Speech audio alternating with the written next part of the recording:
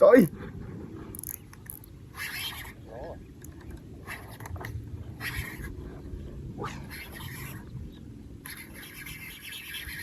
นี่สรุปแล้วจะพอ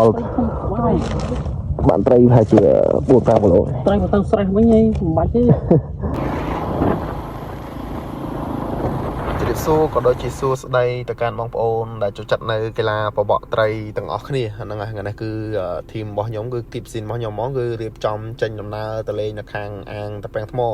ហើយយើងទៅជើងនេះក៏ជាជើងទី1ដែរព្រោះសារទឹកអាងតាពាំងថ្មគាត់ចាប់ដើមស្រកទេហើយកន្លែងខ្លះក៏នៅជ្រៅអញ្ចឹងណាហើយមានបងប្អូនយើងទៅលេងច្រើនបងប្អូនខ្លះក៏គាត់ជិះទូកបងប្អូនខ្លះក៏គាត់ប្រើច្រងអញ្ចឹងណា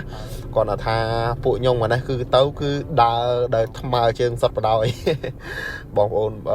ទស្សនាវីដេអូរបស់ខ្ញុំគាត់តែឃើញតែគឺត្រឹមចង្កេះហ្នឹងហើយ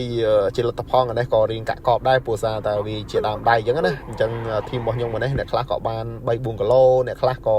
បាន5 6គីឡូហើយជាក់ស្ដែងខ្ញុំហ្នឹងបានប្រហែលជាខ្ទង់អាចជា4 5គីឡូដល់ឡែកអត់តាស្មាត់នូទេស្មាត់នូហ្នឹងដោយសារតែគាត់អត់ដើរអញ្ចឹងទៅទឹកទៅជ្រៅពេកហើយគាត់អត់ដើរអញ្ចឹងទៅក៏អត់សូវបានទេអញ្ចឹងសូមបងប្អូនទៅទស្សនាវីដេអូសកម្មភាពនៃការយកត្រីក៏ដូចជាសកម្មភាពនៃការបបកត្រីរបស់ធីមខ្ញុំទាំងអស់គ្នាហើយសម្រាប់បងប្អូនដែលទស្សនាហើយកុំភ្លេចជួយ like និង share វីដេអូនេះម្នាក់មួយផងអរគុណច្រើន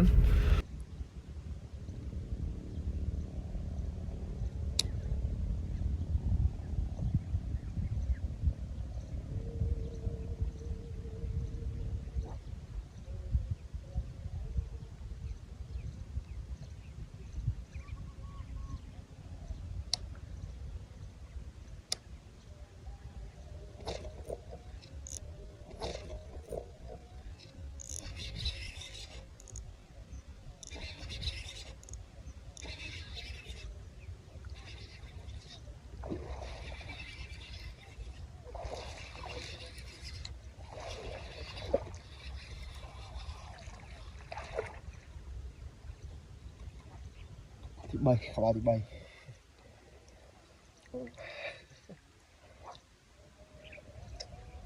ខូចអស់7 8ត្រីចង់ពីព្រឹកមកក្បាលទី3អែមស្នេហ៍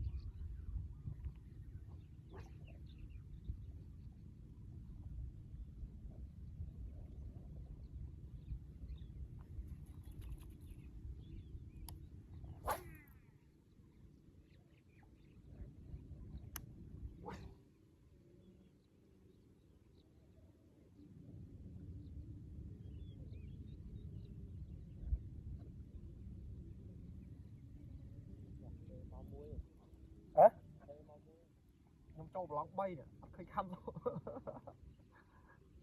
ដេញមកហេ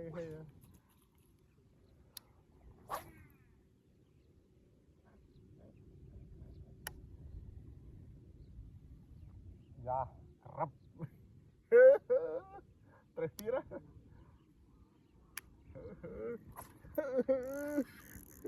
ចុយ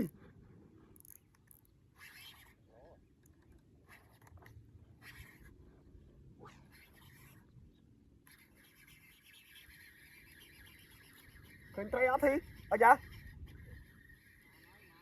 អាចបាទបន្លែបាទទៅបាទអើអីចូលមកក្បាលអីតបបានមួយហងចូលបាទត្រីត្រឹស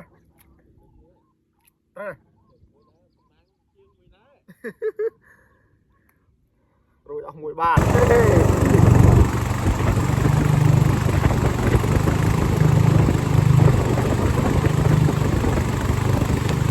នេះសរុបលទ្ធផលbạnត្រីប្រហែលជា4 5គីឡូត្រីមកtăng stress mấy nhây bạch chứ ស្មាត់ធីថ្ងៃនេះរៀងកាចស្មាត់ធីថ្ងៃនេះ ស្នេហ៍តែប៉ែងថ្មជាងទី1 ចាំចេញទៅរ៉េ